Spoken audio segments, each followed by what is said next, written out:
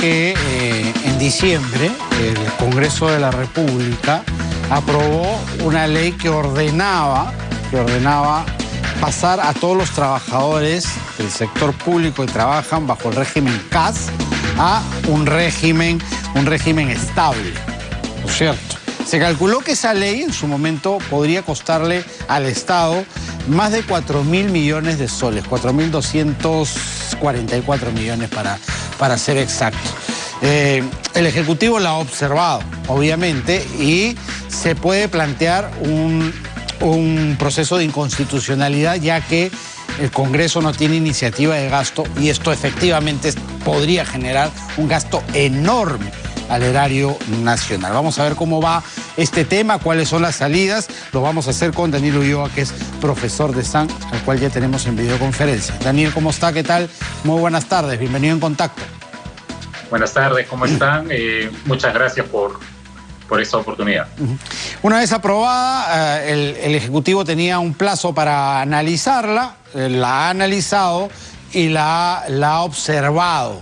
Ahora, obviamente el Congreso podría aprobarla por insistencia, ¿no? ¿Cuáles son los caminos finalmente para la ley CAS?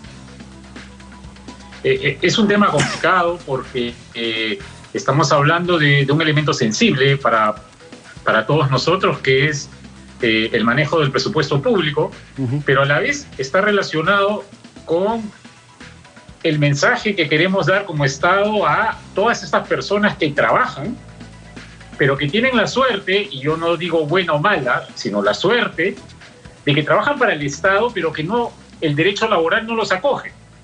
Recordemos que el CAS fue un invento, porque fue un invento legislativo, que se creó para poder evitar la contingencia económica de los famosos SNP o los contratos de servicios no personales. Esto es, el Estado necesita gente, pero no le puede ofrecer el contrato de trabajo que paradójicamente sí le exige a cualquier empleador privado, a cualquier emprendedor que quiere hacer su empresa, le va a exigir que cumpla las reglas laborales. Pero cuando se trata del Estado, y esto fue en el segundo gobierno de Alan García, se inventó este régimen y se dijo además que era administrativo. Claro. Con lo cual... Era como decir, vamos a pasar en el Estado de la informalidad total a una mediana informalidad nada más, como que se corrigió un poco el error, pero no totalmente, ¿no? Finalmente sigue siendo el Estado promotor de la informalidad laboral. No sé si promotor, pero mandando un mensaje doble, ¿no? Mientras que al privado le impone reglas, él mismo, repito, con las personas que tienen la suerte de trabajar para el Estado y que tienen una vocación diferente, ¿no? Porque ¿cuál es la diferencia entre un vigilante de un ministerio y un vigilante de un banco? ¿Cuál es la diferencia entre una secretaria de dirección regional con la secretaria en cualquier empresa? Ninguna. Para el derecho laboral todos son trabajadores. Sin embargo, el Estado tiene estos dos regímenes y el CAS fue una forma de, como usted bien indicado, aliviar en parte, ¿no? Había un profesor que decía, pero por lo menos ahora tienen algunos derechos. Y lo que ha hecho el Congreso, creo yo, de una manera rápida, por no calificarlo de otra manera, es decir, no, todos que sean trabajadores, pero hay que pensar en la consecuencia, ¿no? Y creo que por eso el Ejecutivo dice, es que yo no puedo pasar a todos como trabajadores porque esto se sale del presupuesto. Claro, además todos de un porrazo es imposible de sostener, ¿no?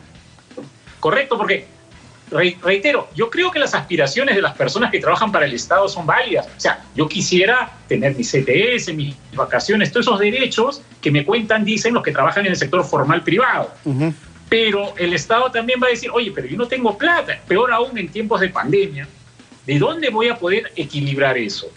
Y yo ahí creo que la solución, más allá de discutir si viene o no esta ley, es qué hacemos con los derechos laborales de todas las personas, porque, valgan verdades, el derecho laboral en Perú solo se aplica de repente, maximizando a un 30% de las personas que trabajan. O sea, nuestro gran problema, tanto en el régimen privado como en el régimen público, es la informalidad. Y ahí yo creo que, más allá de que algún grupo de personas pasen o no a hacer CAS, porque hay otro tema importante. Cuando uno trabaja para el Estado, hay un tema de carrera administrativa, hay un tema de meritocracia.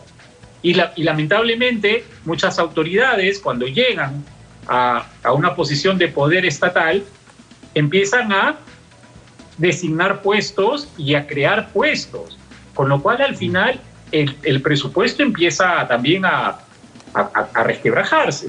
Además, ya en el plano formal el Estado tiene cualquier cantidad de regímenes, ¿no? O sea, no hay una uniformidad tampoco, ni siquiera dentro del Estado, en la parte formal. Mire, un tema importante que ocurrió en el gobierno de Humala fue la creación de Servir. La ley Servir me parece que tiene un objetivo válido. Limpiemos todo este escenario y quedémonos con un solo régimen. Y empezó. El problema lamentablemente es que muchas entidades desconocieron. La misma ley Servir tiene en su parte final excepciones. Entonces, esto para los demás. Yo sigo con mi propio régimen. Entonces, no sé, yo siempre lo comparo en clases con este edificio donde todos vivimos y donde los vecinos del cuarto piso limpiamos, arreglamos las cosas, pero los vecinos del séptimo nos destrozan todo, no limpian las cosas de sus mascotas, no pagan el agua y al final nos complica todo el edificio. Entonces, lamentablemente creo yo que todos los que vivimos en este país, Perú, tenemos el problema de que hay un sector de personas, de entidades, que no quieren cumplir las reglas que deberían ser para todos. Por ejemplo, Servir a mí me parece un intento importante en tratar de corregir toda esta situación. De repente la diplomacia, de repente los militares pueden tener, pero ¿por qué el sector salud? ¿Por qué el sector educación? ¿Por qué el sector, no sé, agrícola? El Poder Judicial, que también se quiso sacudir de Servir, ¿no? El Poder Judicial. Es que creo yo que a veces, bueno, esto es muy humano, ¿no? Cada quien quiere defender sus propios favoritismos, pero creo que como nación, y ahora en este año que ya es el bicentenario, creo que debería ser una buena oportunidad para poder ser honestos y decir, bueno, señores, no ha funcionado, ¿cómo podemos ir para adelante? Porque sí, el CAS, además, recordemos que el CAS era temporal, ¿no? Claro. ¿Cuántos años ya tiene? ¿Cuántos años tenemos con CAS? Acá lo temporal se vuelve histórico también, pues, ¿no? Sí. Entonces, yo creo que sí, es como dicen, una papa caliente la regulación del trabajo público, que no me parece que se soluciona diciendo, bueno, todos ustedes pasen a hacer régimen privado y se acabó. Ya, pero ¿quién asume el costo de todo eso, ¿no? Y además es muy interesante lo que dices, porque finalmente queremos aquí en el Perú, y ocurre en casi todos los ámbitos, arreglar todo de golpe, lo cual es imposible, dando este tipo de leyes, y finalmente, como son imposibles de cumplir y ejecutar, no terminamos arreglando nada porque dejamos la ley ahí y nunca se implementa en realidad. Entonces, quedamos con el mismo problema de manera eterna. Y mira, y has tocado un buen tema, porque hay un documento en la página web de Servir que fue hecho hace ya algunos años, que señala todos los antecedentes y la situación previa a la ley Servir. Lamentablemente esa situación se mantiene, o sea, cada actividad tiene su propio régimen, tiene sus propias virtudes, y entonces cuando vino la ley se dijo, no, muchachos, vamos a arreglar todo esto, empecemos hasta ahora, ¿no? Entonces, creo que debería haber un poco de repente de ánimo y de decisión política, decir, bueno, el problema no es solo de un partido o de quien gobierna, el problema es de todos, ¿no? Y no hacer de repente como ese rey francés que decía, bueno, después de mí el diluvio, ¿no? No, o sea, tenemos que arreglar las cosas para la gente que viene también. Entonces, simplemente pasar a todos al 728, al régimen privado, claro, podría ser de repente una medida muy aplaudible, muy efectista, pero mantiene el problema. Y yo creo que el problema supone, hay que ordenar las cosas, el ejemplo del edificio, como le digo, señores, sentémonos todos, ¿queremos vivir bien? Sí. ¿Queremos vivir en paz? Sí. Bueno, ¿qué hacemos?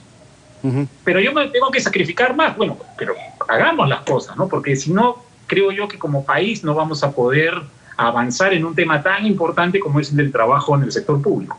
Ojalá sea un tema que con seriedad y con realismo se ponga sobre la mesa, se ponga en el tapete ya de cara al gobierno que viene, ¿no?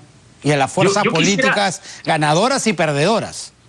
Yo quisiera, fíjense, yo quisiera que el tema laboral en general, no solo el público, sea el tema, uno de los temas que se discuta en las campañas políticas. Yo he analizado las tres últimas elecciones. El tema laboral nunca fue tocado en su verdadera dimensión.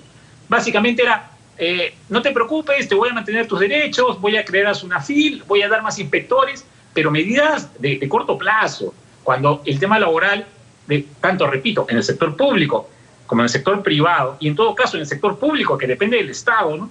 Debería ser algo que tenga un plan de mediano plazo.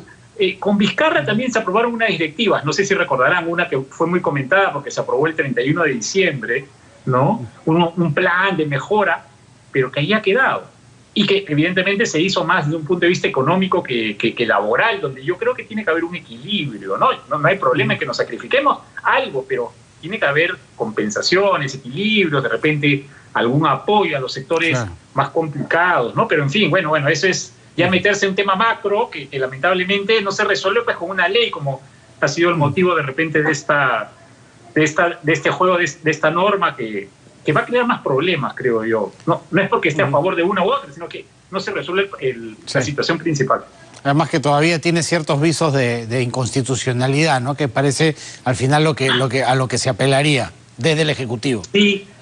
Sí, porque en el fondo aquí las cosas se resuelven conversando y sabiendo qué es lo que queremos más adelante, ¿no? Yo por eso me remito a toda esta discusión previa a la ley Servir, porque ahí yo creo que ya estaban las opciones.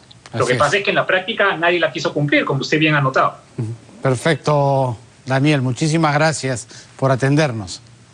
Al contrario, un gusto. Buenas tardes. Daniel Ulloa, profesor de SAN, ha estado con nosotros porque lo que se podría venir finalmente es, ante esta observación del Ejecutivo, que esta ley regrese al Parlamento, no se le haga modificación y más bien se tienda por el camino de la aprobación por insistencia, con lo cual vendría la respuesta del Ejecutivo, que podría ser un proceso de inconstitucionalidad.